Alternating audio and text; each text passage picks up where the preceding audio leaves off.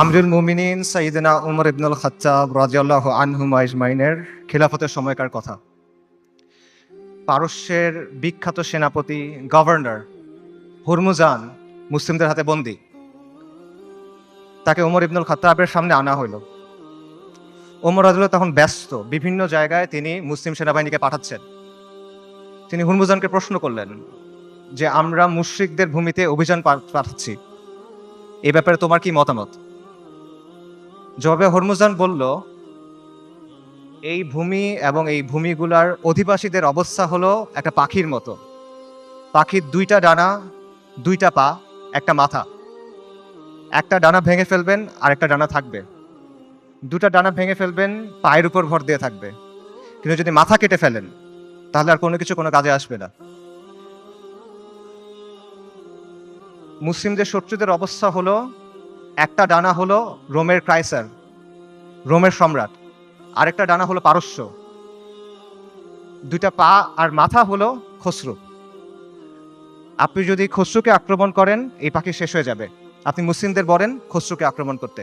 ওমর রাদিয়াল্লাহু আনহু এই পরামর্শ গ্রহণ করলেন এবং ইতিহাস সাক্ষী যে এই স্ট্র্যাটেজি সফল হয়। ওমর ইবনুল খাত্তাব রাদিয়াল্লাহু আনহু আজমাইনের খিলাফতের সময় অর্ধেক পৃথিবীর উপর ইসলামী শাসন কায়েম হয়। যে কোনো লড়াইয়ে, যে কোনো রাজনৈতিক প্রকল্পে, যে কোনো তাজদিদের প্রক্রিয়ায় সঠিক পলিসি থাকা, সঠিক স্ট্র্যাটেজি থাকা এবং শত্রুকে সঠিকভাবে চিহ্নিত করা অত্যন্ত গুরুত্বপূর্ণ। এটা ছাড়া কখনো আপনি সফল হতে পারবেন না। এবং এই জিনিসটা করতে হবে বাস্তবতার নিরিখে, শরিয়ার আলোকে এবং নিজের সামর্থ্য অনুসারে। এটা জজবা দিয়ে করলে হবে না, এটা আবেগ দিয়ে করলে হবে না, এটা উইশফুল থিঙ্কিং দিয়ে করলে হবে না, অথবা হিকমার নামে সুবিধাবাদের মাধ্যমে এটা করলে হবে না। আমি মনে করি আজকে যে বিষয়টা নিয়ে আলোচনা, আল কুদসের মুক্তি কোন পথে, সেই আলোচনার ক্ষেত্রে এই বিষয়টা মাথায় রাখা অত্যন্ত গুরুত্বপূর্ণ। এবং আল কুদসের মুক্তি কোন পথে, এই আলোচনাটাও জরুরি। কারণ ওয়ান্স অ্যান্ড ফর অল আমাদের সামনে এটা স্পষ্ট হওয়া জরুরি যে আল কুদস কিভাবে মুক্ত হবে। গাজায় আমাদের মুসলিম ভাই বোনদের হত্যা করা হচ্ছে, তাদের উপর হত্যাযজ্ঞ চলতেছে, তাদের উপর ধ্বংসযজ্ঞ চলতেছে।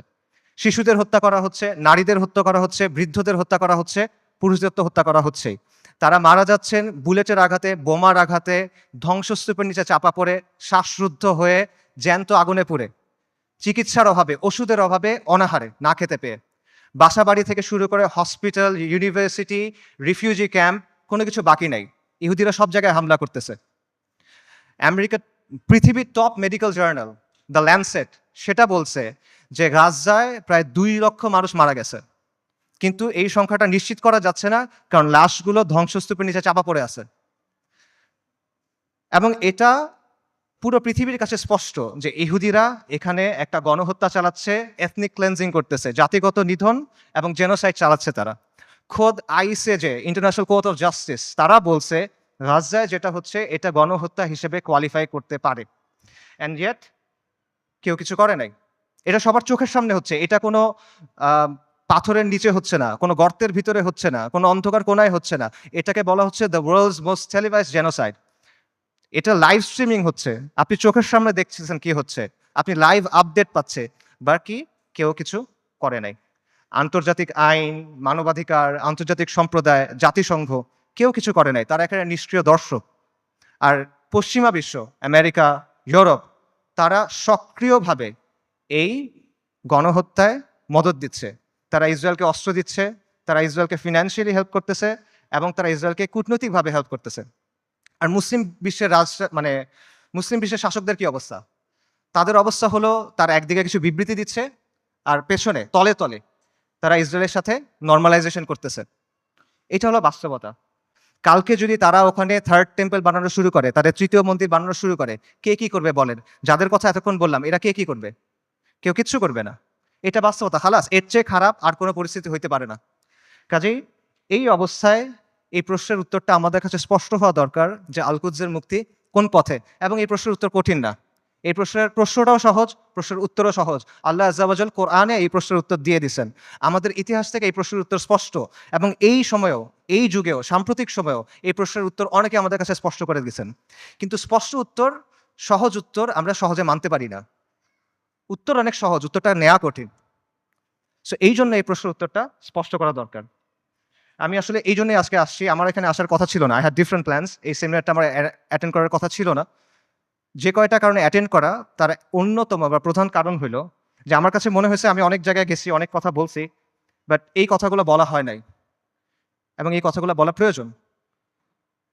সো এগুলো বলার জন্য আমি আসলে এখানে আসছি এবং আজকে দেখবেন যে অনুষ্ঠানের যেই অন্য টপিকগুলো আছে সেটার সাথে আমার টপিকটা একটু ডিফারেন্ট। মূল টপিকগুলো হলো যে ইসলামের প্রস্তাবনা, সমাজের ক্ষেত্রে, রাষ্ট্রের ক্ষেত্রে এই টপিকটা একটু ডিফারেন্ট। কারণ আমি রফিক ভাইকে বলছিলাম যে আমি সেমিনারে আসবো বাট আমাকে এই টপিকে কথা বলতে দিতে হবে। আমি আসছি দুইটা কারণে। এক হলো আপনাদের সামনে স্পষ্ট করে দেওয়ার জন্য যে আল কুদসের মুক্তি কোন পথে, যাতে আপনাদের কোনো অজুহাত না থাকে। আপনারা যেন পরে গিয়ে বলতে না পারেন কেউ আমাদেরকে বলে নাই, আমরা জানতাম না, আমরা বুঝি নাই। এই অজুহাতটা সরায় নেওয়ার জন্য আসছি। আর আমি এই জন্য আসছি যাতে যেই দিন আল্লাহ আজ্জাওয়াজালের সামনে গিয়ে দাঁড়াইতে হবে আমার, সেদিন যেন আমি এটুক বলতে পারি যে আমি কিছু করতে পারি নাই, কিন্তু এই কথাটা আমি আমার কমের সামনে বলছিলাম।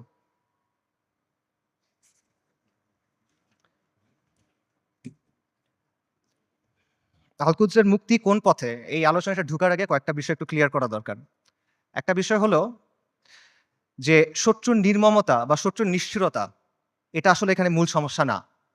কারণ এর চেয়েও নির্মম, এর চেয়েও নিষ্ঠুর ঘটনা আমাদের ইতিহাসে ঘটছে, এই উম্মার সাথেই ঘটছে। প্রথম ক্রুসেডের কথা চিন্তা করেন, যখন খ্রিস্টানরা, ক্রুসেডাররা জেরুজালেম দখল করে নিল 1099 সালের জুলাইয়ের 15 তারিখ, আজকে থেকে 925 বছর আগের কথা।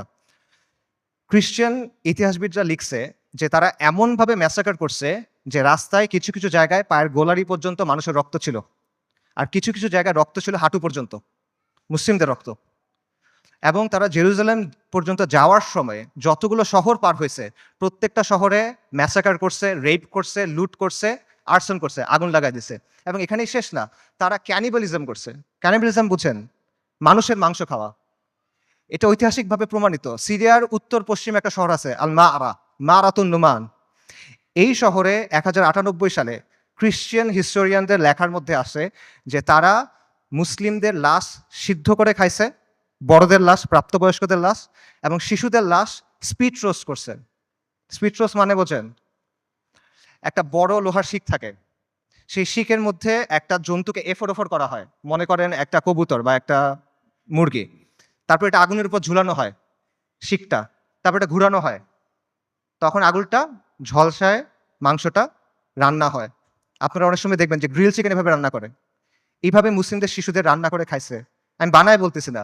ক্যানিবলস অ্যান্ড ক্রুসেডার্স একাডেমিক পেপার আছে, খুঁজে দেখেন, সেখানে প্রাইমারি সোর্স দেওয়া আছে, 12টা খ্রিস্টান সোর্স থেকে এটা প্রমাণিত। এই ঘটনা আমাদের সাথে ঘটছে। তাতারদের কথা চিন্তা করেন, বলা হয় যে মঙ্গলরা যখন বাগদাদ আক্রমণ করছিল 40 দিন পর্যন্ত মুসলিমদের হত্যা করছে। দজলা নদীর পানি লাল আর কালো হয়ে গেছে। লাল হলো মুসলিমদের রক্তে, কালো হলো সবকিছু পুরাই দিছে, ছাই গিয়ে নদীর পানিতে মিশছে, পানি কালো হয়ে গেছে।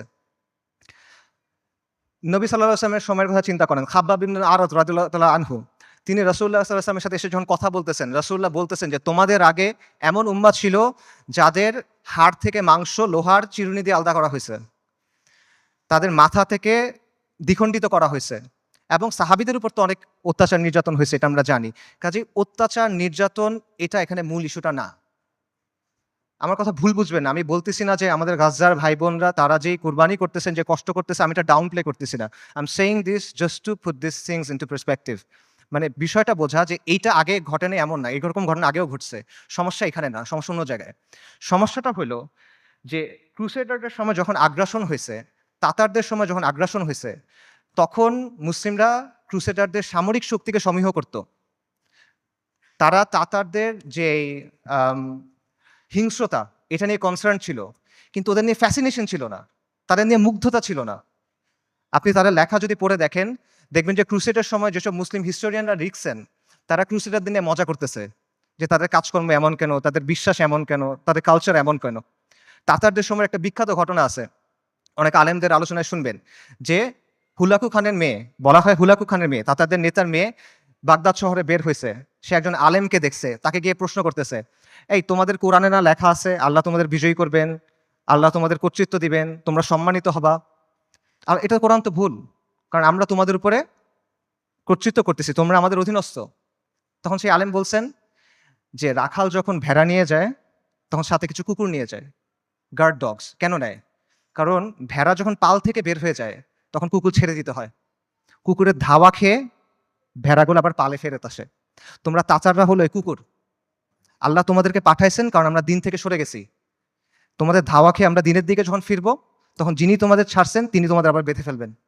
সুবহানাল্লাহ। আন্ডারস্ট্যান্ডিংটা খুব ক্লিয়ার। তাদের মধ্যে অনুশোচনা ছিল, দুঃখ ছিল, কিন্তু কোনো কনফিউশন ছিল না, শত্রুকে নিয়ে মুগ্ধতা ছিল না। তারা এটা ক্লিয়ার ছিল যে আমরা দিন থেকে সরছি, এই জন্য আজকে আমাদের এই অবস্থা, আমাদের দিনে ফেরত আসতে হবে। কিন্তু আমাদের আজকের কি অবস্থা? আমাদের অবস্থাটা কমপ্লিটলি ডিফারেন্ট।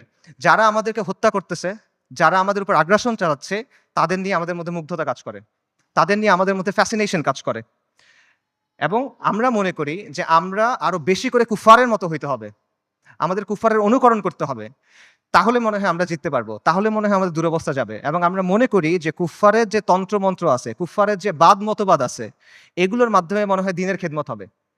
আমরা এটা চিন্তা করতেছি। এগুলো কেন হচ্ছে? কারণ শত্রুর দিন নিয়ে আমাদের মধ্যে মুগ্ধতা আছে, আর আমাদের দিন নিয়ে আমাদের মধ্যে আছে হীনম্মন্যতা। ইবনু খালদুন একটা কথা বলছেন যে the vanquish always imitates the victor. যারা পরাজিত জাতি তারা সবসময় বিজয়ী জাতির অনুকরণ করে।